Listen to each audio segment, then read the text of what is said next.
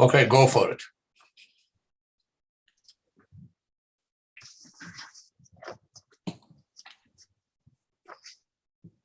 Hello, students and friends. My name is Chris Wager. I'm with the Central Asian Productivity Research Center. Welcome to the 2022 Spring Lecture Series. At this time, please let me introduce Dr. John Kalaras. Dr. Kalaras has been a professor for 42 years. In 1999, UNESCO chose him as Professor of the Year. In 2005, President George W. Bush chose him to serve on the President's Business Advisory Council. If President Bush and UNESCO found Dr. Kalaras interesting and informative, I'm sure we will too. Dr. Kalaras, if you please. Thank you, Christopher. Hello, everyone around the world, wherever you're at. I know we have people from Azerbaijan, Greece, Africa, and a few other places as well. Welcome. Today, I have a very special presentation for you. You're going to see certain unique elements, unique concepts that even here in the States, in the United States of America, are unique, innovative, and creative. I remember I gave a similar presentation like this to a couple of different countries, allow me not to mention them, and they were saying, Dr. Kalaras, it will take us about 20 years to apply these things. Well, 20 years later, I went back. Of course, I went back in the meantime too, and I noticed how they were progressing based on the innovative techniques I taught them back then.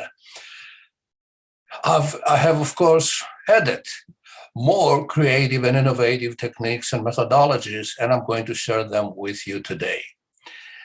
If I can share a screen at this point so I can share a few things with you, because just listening to someone is fine, but looking at what he or she says, it definitely helps.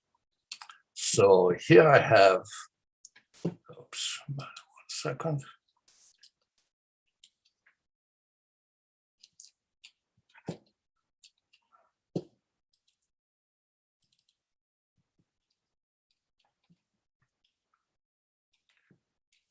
Share this with you momentarily.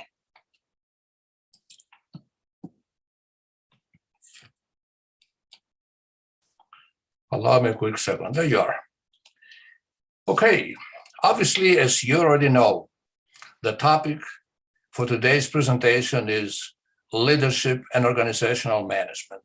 Okay. The information I'm going to share with you is derived mainly from 4 books of mine, and they're shown right there. Speaking of my books, just for the record, I've authored 10 books, and my latest one is this one, Hospitality Excellence. So the ones who are involved in the restaurant business, hospitality in general, hotels and the like, may want to ask me to send them this book. I'm not selling these books to you folks. I'm just mentioning that they are there so I can help you. As a matter of fact, I have a couple of free offers for you today about my books, and we'll talk about them as we proceed. A person that I've been following all my life, ever since I was in kindergarten, is Socrates, who basically said, I cannot teach you anything. All I can do is make you think, ask questions, and give you options.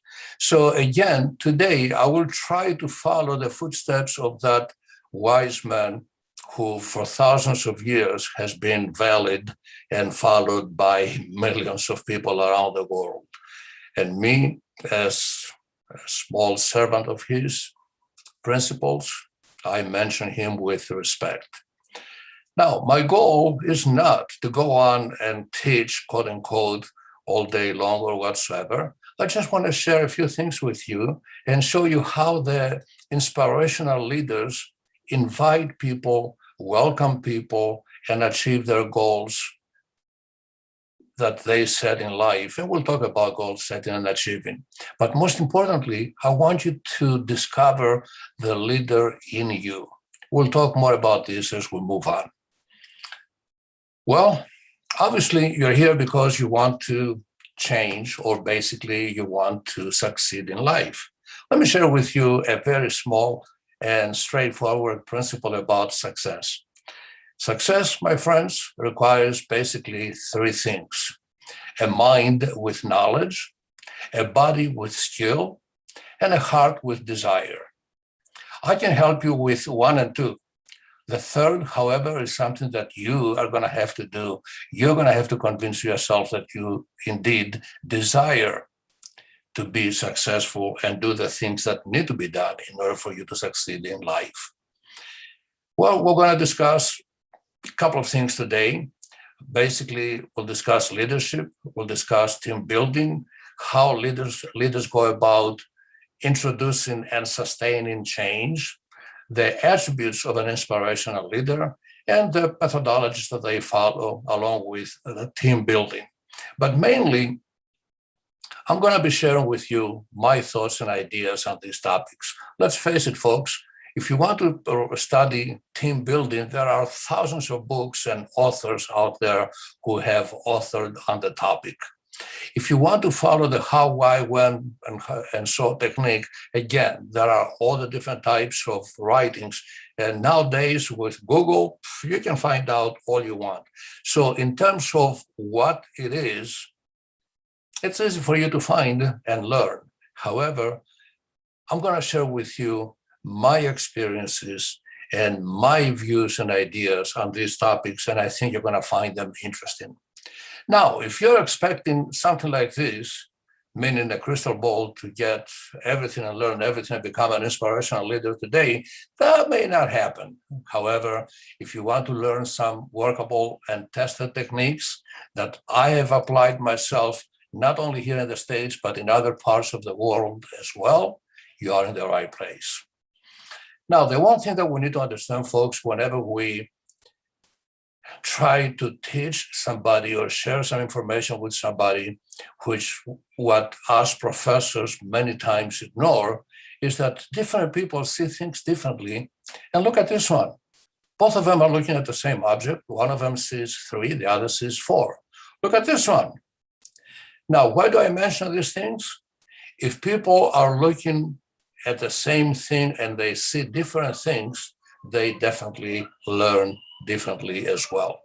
That is why on the next slide, I have the 7 learning styles, which are the auditory, the visual. Oh, by the way, I forgot to mention to you that if you want to do, if you want to take a picture of the screen or any screen that I have up there, feel free to do so. Okay, this information is for you. So the kinesthetic. Now, basically, the auditory likes to listen. The visual wants to see. The kinesthetic learns basically or better by applying things. The linguistic is the one who wants to speak it. In other words, he says, Professor, let me make sure that I understand what you said. So he or she wants to repeat or write down what it is. The logical wants to put structure. So what you said is A, this, B, that, C, that. So they want to structure the material. The interpersonal is the one who wants to bring others into the conversation. So what do you think about this? What do you think about what the professor said? What do you think about that topic? So wants to discuss it. And finally, we have the learner, who is the person who learns by himself, does not want to be bothered by anybody. And trust me, I've had several of them in my academic career. If I have some time, I'll share some stories with you later on. But learner is also another person who wants to be left alone, and that's how he or she learns best. So now, to understand leaders, I think that we need to go through management first. And one of the things that I've done, one of the books that I mentioned up there earlier is Magnetic Charisma. And it's all about the inspirational leaders.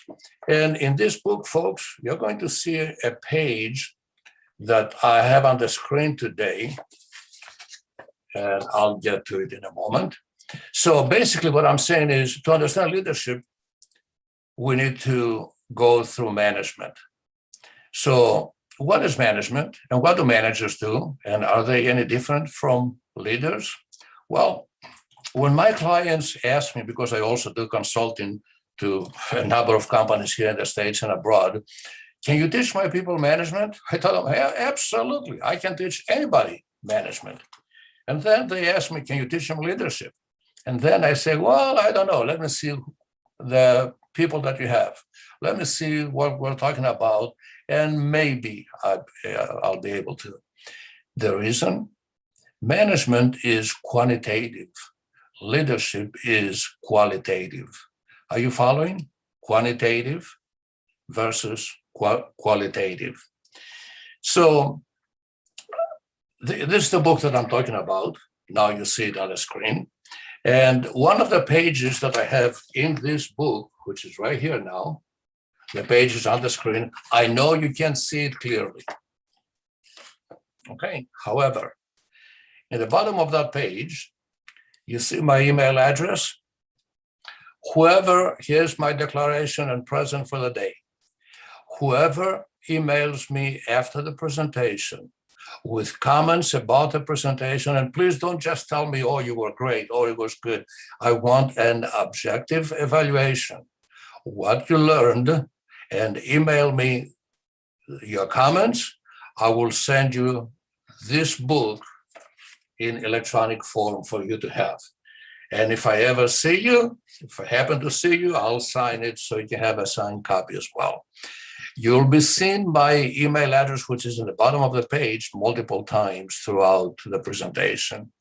By the way, go on and list your questions on YouTube, and I have my assistant here and a couple of others who are saying hello, good morning, wonderful. Okay. Excuse me.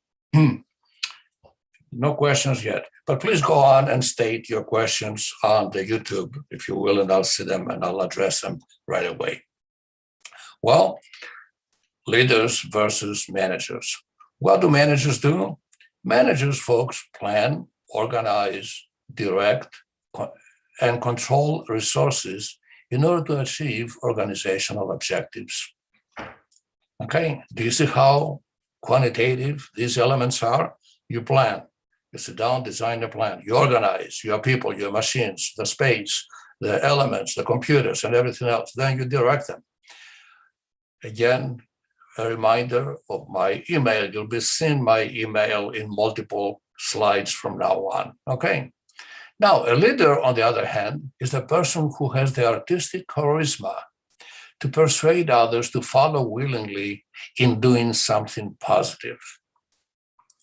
Key elements: artistic charisma, to persuade others, not force, not make them, persuade them, to follow willingly, and most importantly, in doing something positive. I do have something about negative leaders next, but I'm not going to cover it now because I feel that negativity should not be part of our lecture here today, given that we only have about a little over an hour. Now, the meaning of a leader. I love acronyms because they're easy for people to remember. And if you want to take a screenshot of this, that's fine too. Leaders, folks, have loyalty. They empower people. They're very articulate with what they do. They have dedication and determination to their goals. They always strive for excellence, and they reward their people. Resilience is embedded throughout all of their actions. Leaders, in addition, have a vision, a mission, a goal, an objective, a project, a program, and tasks. You'll probably say, but managers have some of these things too. Yeah, managers have projects, managers have objectives or goals, but don't necessarily have a vision about the company, the department, the organization they're in. But the actual and the most important thing is what leaders do with these elements, vision through task. Basically, they go on and constantly measure how they are achieving, how they are progressing. Why? Because they know that performing without measuring how well you perform is senseless. If you express an opinion without having measured what you said, then it's just an opinion. It's not documented anywhere. So you need to measure. And of course, when we have the time, we address who measures, how frequently, what, how it is expressed, how it is reported, and so on. But for the time being, given the limited time that we have, remember, all these elements that leaders follow, they measure constantly, because performing without measuring is senseless. In addition to that, I want you to know that leaders have short, intermediate, and long-term objectives. Short may be a few months, intermediate usually are a year or two, and long-term objectives go from 3 years and beyond, okay? In addition to that, leaders follow the what, why, how, where, with whom, and when. What to do, why do it. The why gives you the inspiration. How to do it gives you the step-by-step approach on how to proceed. Where? At home, in the business, outside, and so on. With whom?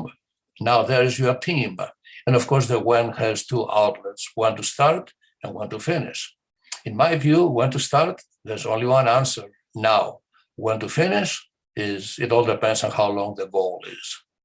In addition to that, and this, by the way, I have developed, most of these acronyms I've developed them myself, but people have found this one very inspirational. Leaders, folks, have a system because they know that with a system, you save yourself significant time, effort, and money. Do you see the word system vertically? Okay. But remember that. Take a screen of that. Have it in your office. Teach your people on that.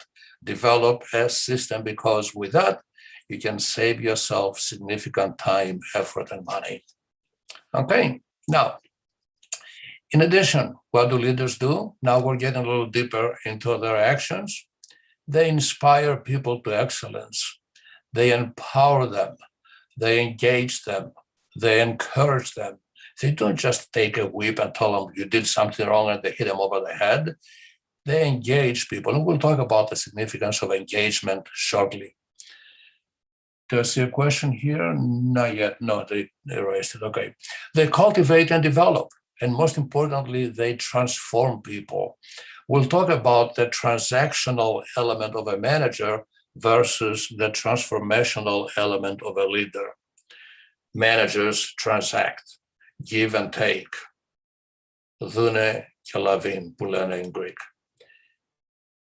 Where leaders transform people, develop people, cultivate people. They build confidence. They build up people's character and morality. So these are some of the things that leaders do. Now, I understand that the next slide you will not be able to see as clearly, but I had to state it there. But again, there is my email. Email me and you'll have the entire book with this slide as well. In this slide, folks, I have over 100 attributes that leaders engage themselves in or are dealing with. The question that I usually ask when I train people on these attributes is, how many of these do you possess? How many of these do you practice? Again, you may not be able to see this clearly, as I said, but email me and I'll send you the book. Okay. In addition to that, now, leaders are viewed as role models by their people. People look up to you, folks. You're the leader. They expect you to be almost perfect, and they expect guidance from you. They admire you. They have high regard for you. They respect you, and they have high esteem about who you are and what you do. That is why you should watch everything and anything, not only what you say, but also what you do. Some additional attributes of a role model. Role models have high ethical standards. They have a character that's second to none. And of course, they communicate and they're very approachable. Their door is always open. They welcome people. They are a source of know-how. They are knowledgeable. And of course, they're empathetic about what they do. Empathy unlike what the word is used in Greek. Empathy in American or in English basically means you give it all. Okay, you're all there. They're trustworthy people, and of course, they're dedicated. Now, trust in the workplace, folks, is vitally important. And I'm going to share with you some instances where I've seen over the years, and specifically the irony of trust. How many of you take the elevator to go to work, to go to your office, or to go to somebody's business? Now, when you take the elevator, I hope this has never happened to you or will never happen to you, but it has happened to me. I got stuck once in an elevator on the 23rd floor. I vividly remember this, and I think that I'll remember it for the rest of my life, because the elevator was going up 2, 3 floors, and then it was coming down as if it was going to plummet another 4 or 5, and it was going back up again and back down. And trust me, that's not a good feeling. What I'm getting with that is that when we take the elevator, we trust the engineer who last repaired it, but we know absolutely nothing about the credentials of the engineer, the condition he or she was in at the time of repair, and still we trust that person with our lives. I remember in my case, the elevator at some point, and the door was always open, by the way, while it was going up and down. At some point, it stopped in the middle of a floor. Half the floor was above, half was below. And I remember I just jumped out in a flat way to get out of there. And trust me, I thought I was reborn when I found myself safe on the floor. And the elevator was, of course, incapacitated and repaired later. But anyway, back to this, because I don't want us to use sight of what I'm talking about.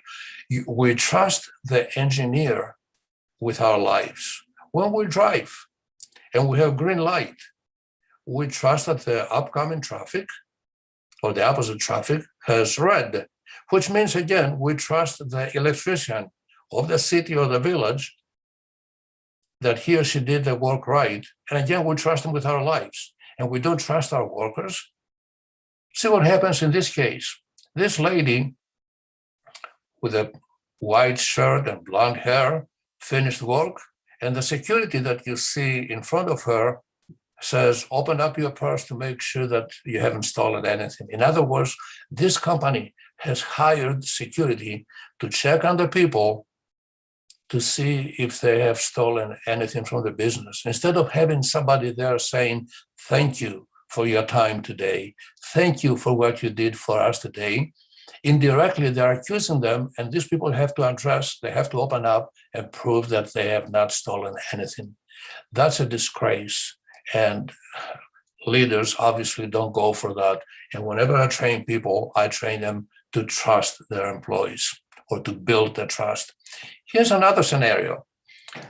If you can see the person who is sitting down, his phone is ringing off the hook. Do you see the phone? And that is the CO, the manager of the business, and says, I don't want to hear any more complaints. Go down there and take care of it. And the poor manager who is standing there says, yes, boss, I will do that. However, what they don't realize, folks, and of course we train people on this, is that, excuse me, complaints are blessings from the sky. People who complain still give you one more chance to straighten out what you're doing wrong, or else.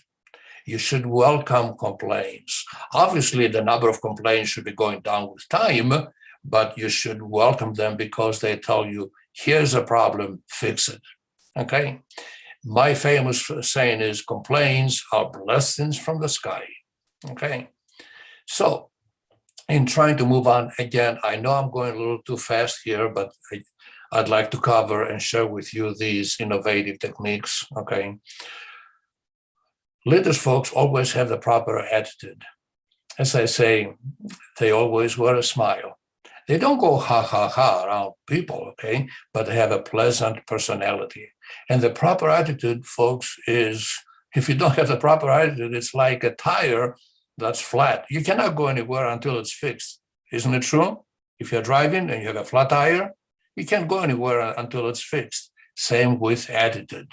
You cannot succeed in business until it's fixed. Leaders also demonstrate commitment at all times. You probably know the story of the chicken and the pig. They were buddies, for the ones who don't know it. They were buddies, they were friends, and they were walking down the street, and they see a sign outside the restaurant, ham and eggs, $1.99, and they had lines. They go next block, they see another sign, again, omelets with sausages. And the chicken tells the pig, hey, buddy, we've been friends all along. Why don't we open up our own restaurant? And the pig says, oh, no, no way. Why, buddy? Don't you trust me? Yes, but you will only be a participant when I will be committed. In order for me to provide the ham or the sausages, I'll have to be committed. Can you be committed to our partnership, he said, instead of just laying an egg and moving on? So the question is, how committed are you to the success of your business, your people, the development of them, and so on? A topic that I would like to spend a little time on is the way leaders go about changing things. Time is 8:26, so we're 25 minutes. Okay, good. We're doing well with time. So the way people, specifically leaders, go about change is different from the way others introduce it. And I'm going to introduce you some new concepts here that I know that you haven't seen before because I've developed them a little short while ago. First, we need to understand what is change. Change, folks, is a transition from one state or condition to another. You're here and you want to move there. You perform at this level of productivity, you want to go higher. You want to increase your profits from $10,000 to $20,000. So it's a transition from a certain condition to another. I don't know if anybody recognizes this gentleman. That's Jack Welch. He was the CEO of General Electric. I had the pleasure of meeting this man because some of my students at the graduate level took me to their company to apply the things I was teaching them in the classroom. And after we improved certain departments, Jack Welch wanted to meet me. And when we met, obviously we had discussions about a number of things. And the one that I remember vividly from him, his famous statement is, change before you have to. I can share more stories about Jack Welch and the time that I spent with him and his companies around the United States, but we can do that some other time. Another person that you probably recognize, Gandhi, is the one who has also dealt with change. And of course, I'm not going even to refer to the Greek philosophers that have dealt with change over the centuries or thousands of years, but the ones, I did this, by the way, because this presentation was given to a group of graduate students I had from India, Bangladesh, and Pakistan from the area. So they like to see their own, okay? And he's the one basically who said, be the change that you want to bring in life. He also said, along with other philosophers, that change is best introduced when it comes from inside out. Look at those two pictures. From inside out, it's positive, meaning if your own inside out folks were talking about your own employees introducing change instead of you going on from the outside and saying, this is what we need to do. See what happens to the egg when it came from the outside? Splashed, nothing, destroyed, catastrophic. From inside, you let your employees come up with the ideas about change, improvement, then you will flourish. The change process consists of three basic elements: the end of an old process, the transition, and finally the new beginning. Now, with these three stages, what we usually do, and here they are again, an old process, the previous process stops, then we have transition, and then the new beginning. You got to look at the things that you were doing prior, things that you're doing during the transition, and things that you need to implement after the transition has taken place and the new model is in order is in place. And of course, with all three stages, we recommend that you have feedback so you can always keep on improving. The concept of continuous improvement should be embedded throughout the entire changing process. Now, in order for people to adapt and welcome change, they need to understand that improving, see, if you view change as an improvement, as a better way of doing things than what you were doing them before, it will probably provide job security. You'll probably make more money. You'll probably have higher authority because now you know the new technique when others don't. And of course, it builds your status and your prestige, and it gives the self-satisfaction that you now know this latest technique, for instance. And of course, it makes you more competitive and it develops better working conditions because now you have a more effective method to do things, okay? I see a question here. No, you can contact Professor. Yeah, okay, good. All right. Now, how to view or present change, as I said before, you need to present it as a new way of doing things, a more effective and organizational renewal, not from now on, you're doing what I said that we do. That's what managers do. Myopic managers do that, okay? Leaders bring people to the point to introduce change themselves. Now, there are two schools of thought about change, and I'm going to show you what other people are doing and then my approach. Please take a screenshot of what you're going to see in the next two slides because they're vitally important and I know you can use them. So first, I'm going to start with what other people are doing. If change is your focal point, people have thoughts when change is introduced. Thoughts are expressed through feelings. Feelings cause actions, and actions cause results.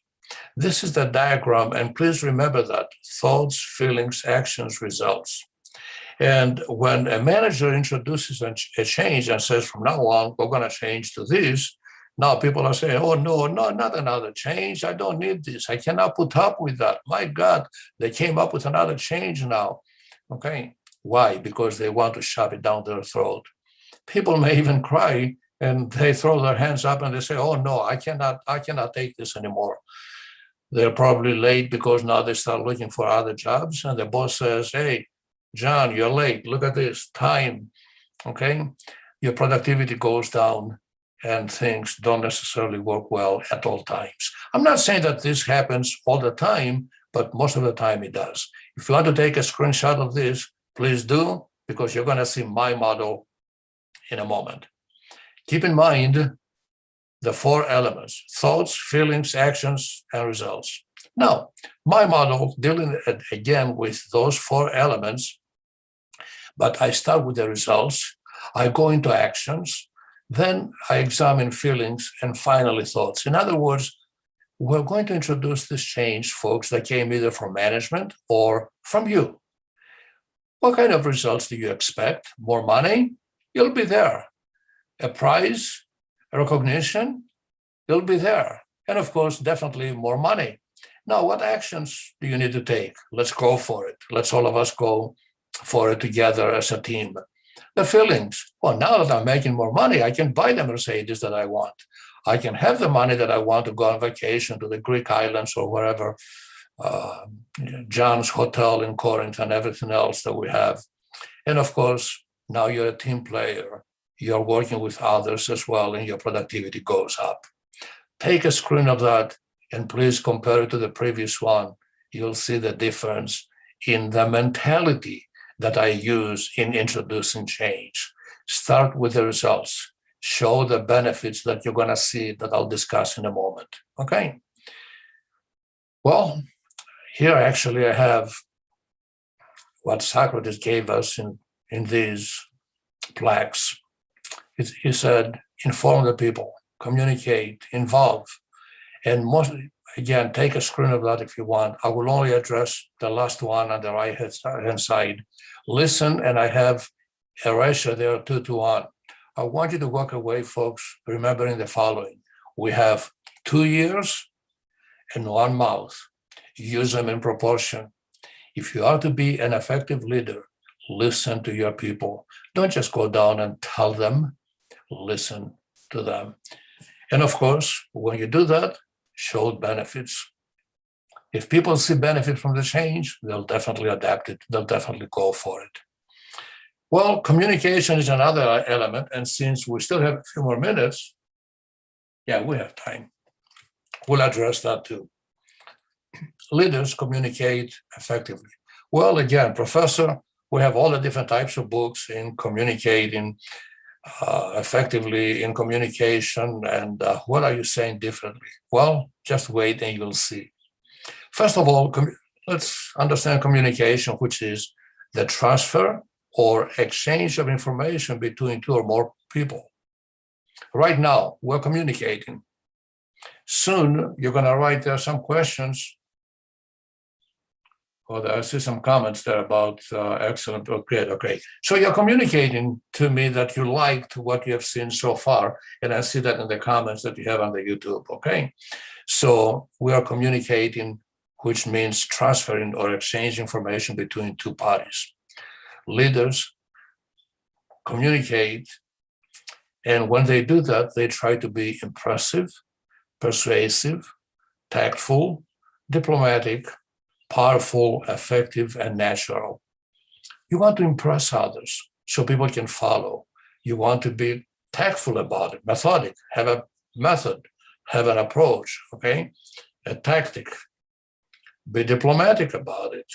And of course, all the other attributes that you see there as well.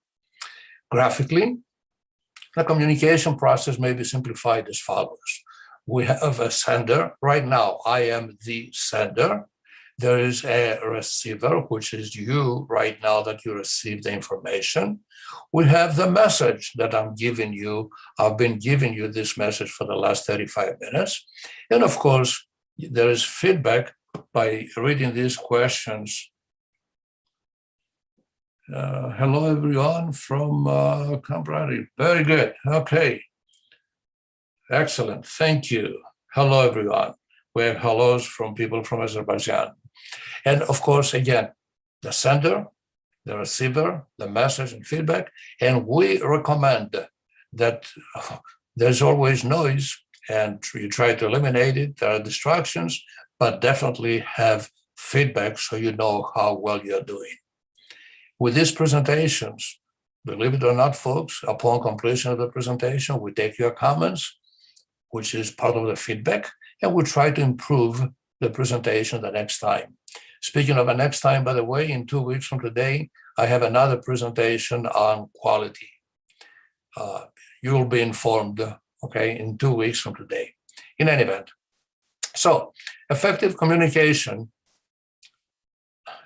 To communicate effectively, better yet, you need to understand the power of perception.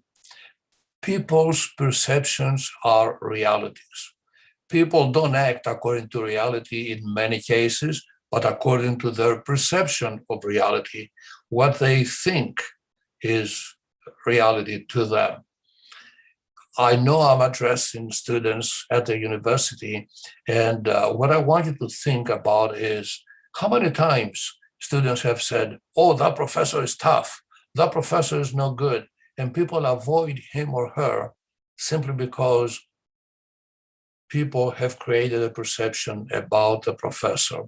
So in general, perceptions are realities, and people don't act according to reality, but according to their, let me grab my coffee here, because my throat is, but according to their perception of reality. Look at these 2 people. They're looking at the same thing. Honeybee. One of them sees honey, the other one sees death. Okay? Why? Because they've learned to perceive a honeybee differently. Look at this one. Are they taking a selfie? I don't think they have a camera.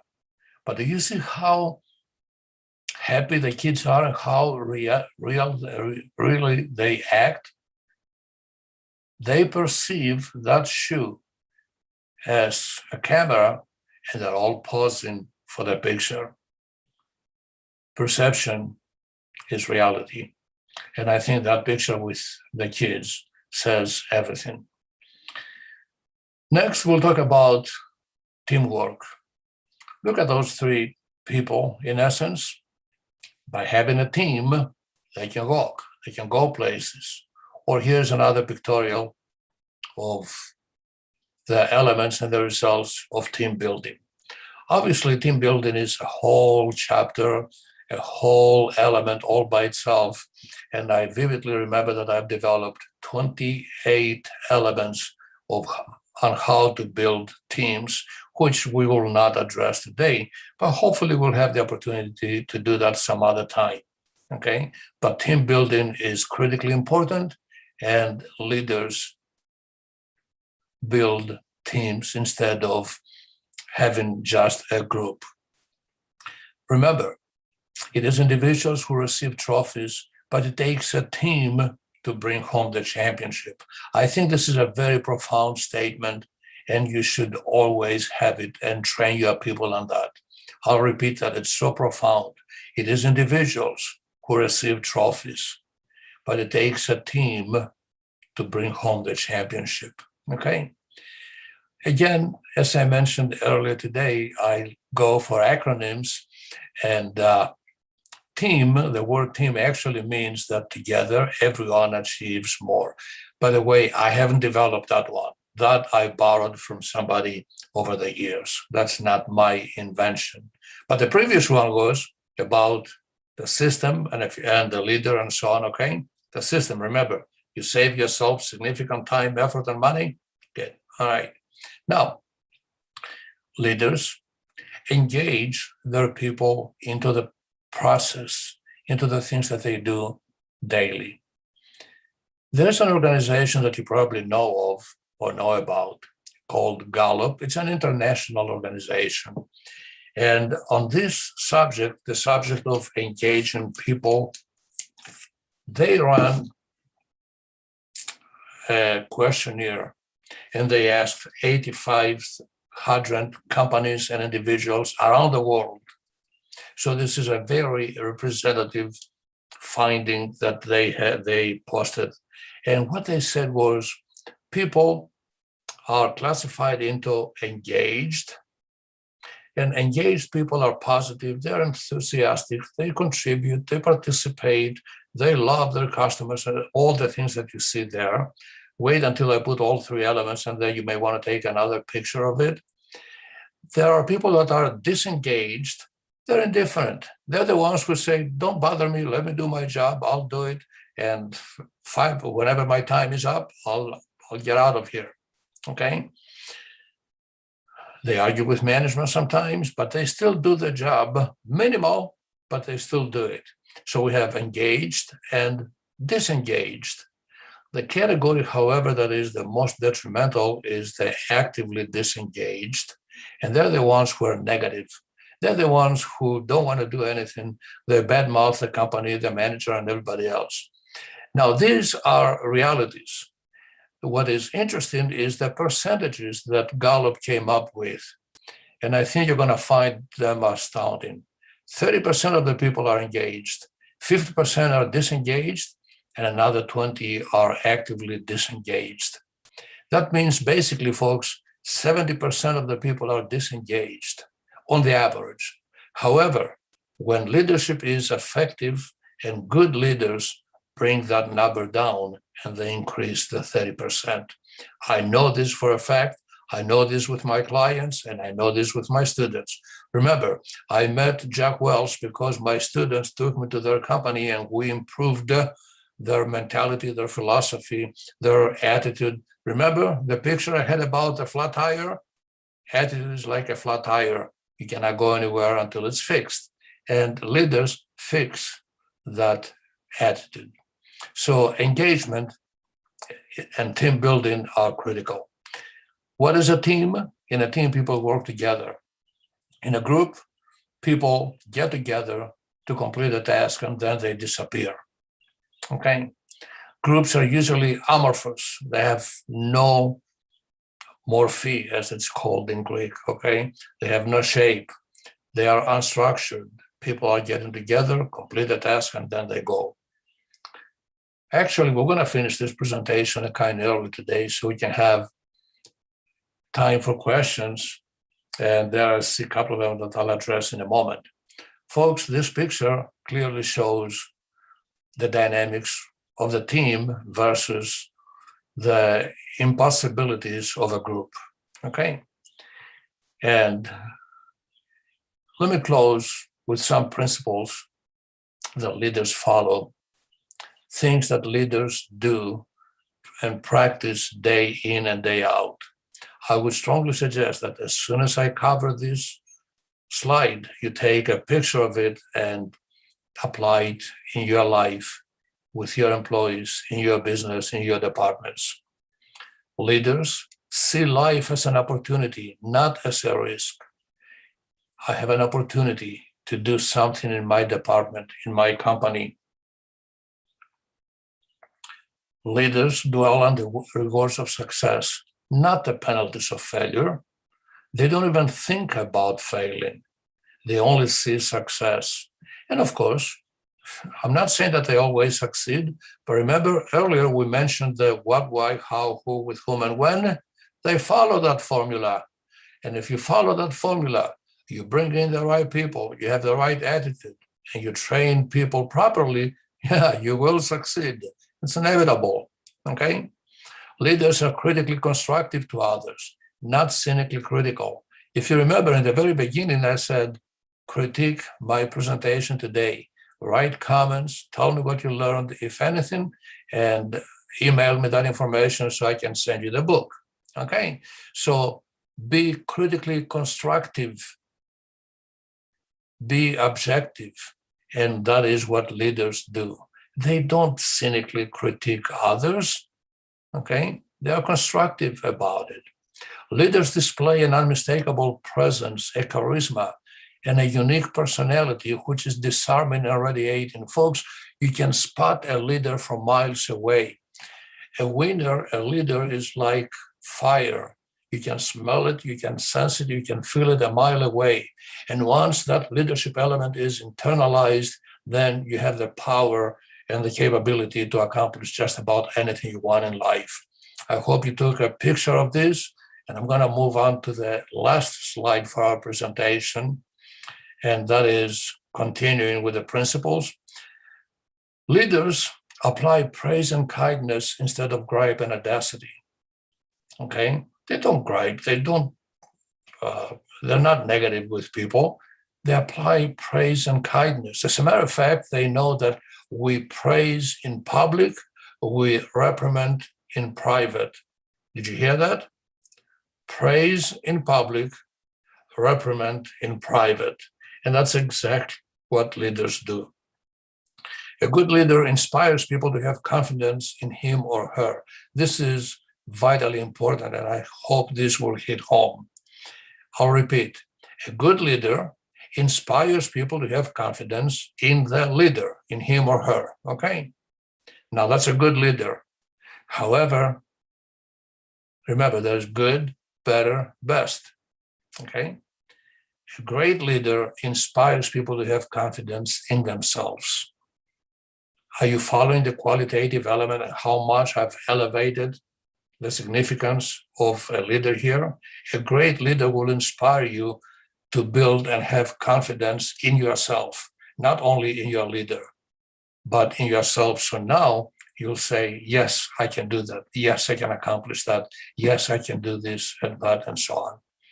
Well, folks, I hope you enjoyed the short presentation I had for you today.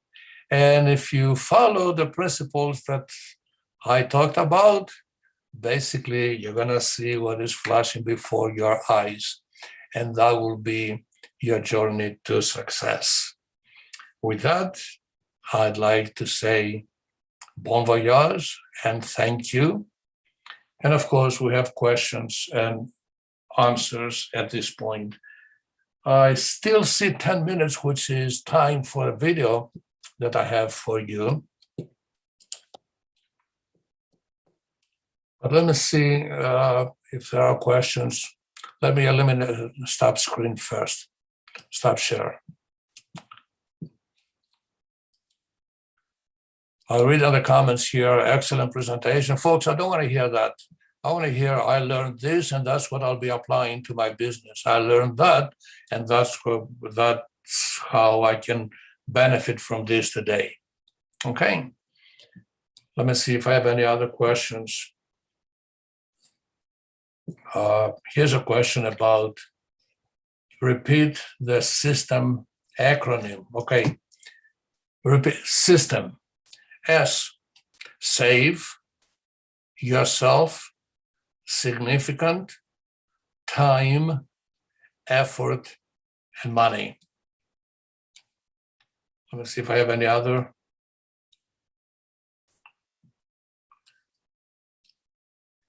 Yeah, the question here says, in the beginning, you said you will not address the negative leaders.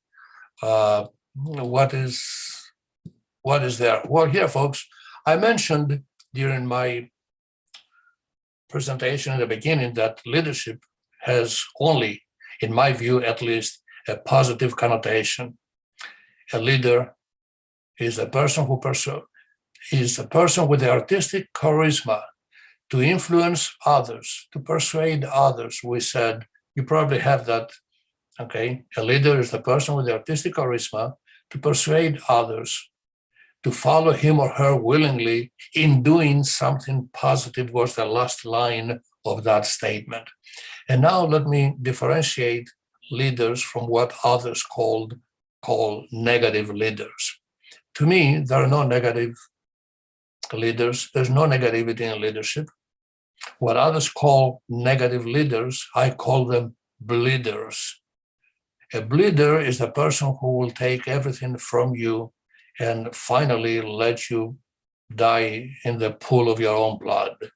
A bleeder is what others call the negative leader. I call them bleeders because they'll bleed you to death.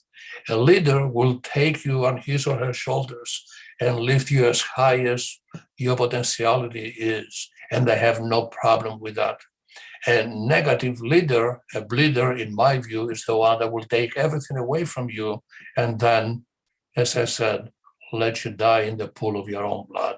So that is my notion about what others call negative leaders. I hope I answered your question. Let me see if there's any more. I don't see any other questions right now. Oh, about the different styles. Okay. The different learning styles. There were the auditory. An auditory style learns best by listening. Then we have the visual, who likes to see things along with listening. Then is the kinesthetic, the one who likes to apply things, do things with his or her hands. Then we mentioned the linguistic is the person who likes to speak what actually happened. Let me see if I understand this correctly. I had students doing this all the time. They are the linguistic. Professor, is this what you mean? Am I understanding this correctly? So that's a linguistic style of learning. And then we have the logical. The logical is the one who likes to structure things in certain ways. Numbers, 1, 2, 3, 4, categories, A, B, C, D, geographically, north, south, and so on. They want to structure things that they learn best by structuring. And then we have the interpersonal, the ones who like to ask others and discuss with others what the professor just said, what the presenter just presented. Is this how you understand it? What's your opinion on this? How do you feel about that? And finally, is the learner. Let me share this with you. I had a graduate class not too many years ago, and throughout the entire class, and I have ways of engaging just about everybody because I use technology, and with certain techniques that I have, everybody has to answer. Everybody has to participate. There was a person that whether the questions were electronic or oral, he would never reply. I didn't feel very comfortable in the beginning, but then I said, well, he's probably a loner or possibly has family or personal issues. I left the person alone.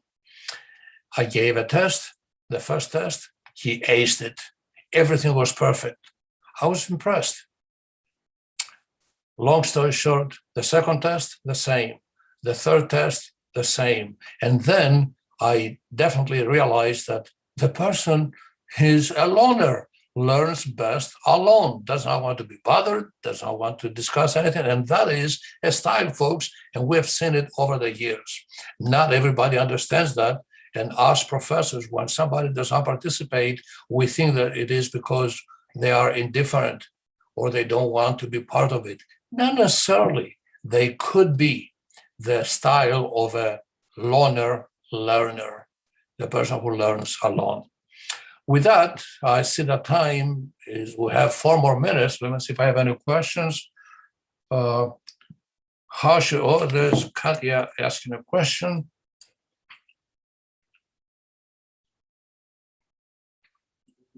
Oh, excellent question, Katya. How should a leader deal with someone who has a very negative attitude and refuses to cooperate with the team? Well, there's a technique that we follow there called root cause analysis. A discussion and a meeting, a private meeting, of course, with this person is the beginning. You talk with this person, you say, well, I've noticed that you're not participating, your comments are negative.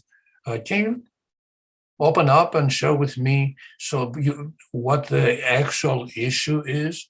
It could be that a person does not have the right knowledge, expertise, training, is left behind, is not treated properly by the co-workers. So you run a root cause analysis to find out what causes this person.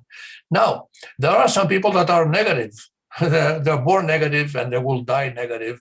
And if that is the case, and if you tried as a manager, leader, if you tried your best to improve that person's attitude, and after so many attempts, the person is still the same, obviously you may want to let this person go and find a different environment.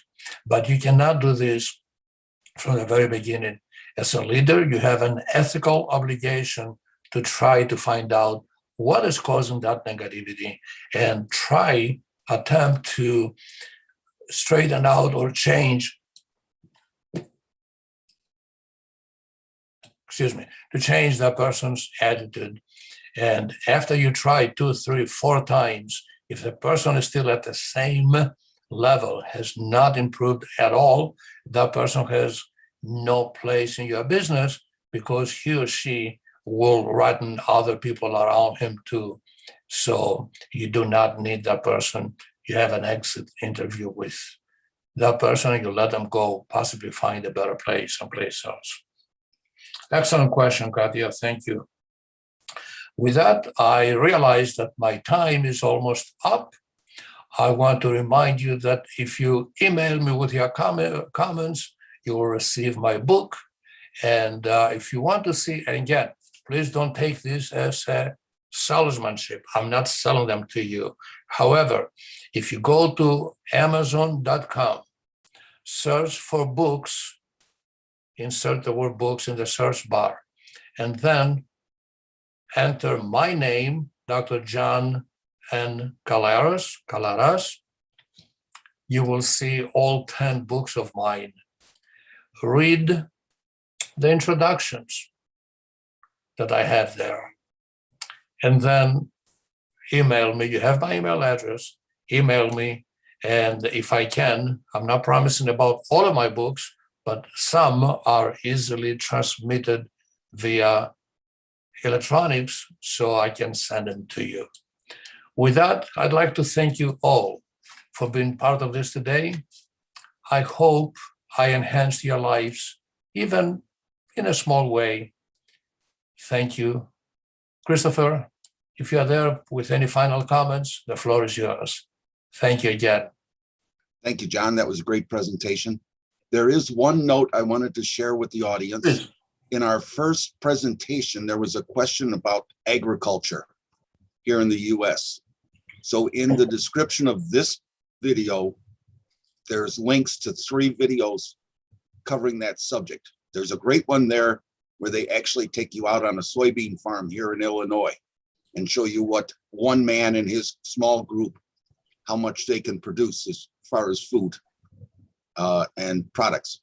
So with that, I think we'll be ready to sign off. And everybody, thank you for coming and sharing this. We should be here next week. And I don't have my list in front of me as to who's going to be here, but he'll be inspiring. So have a great day.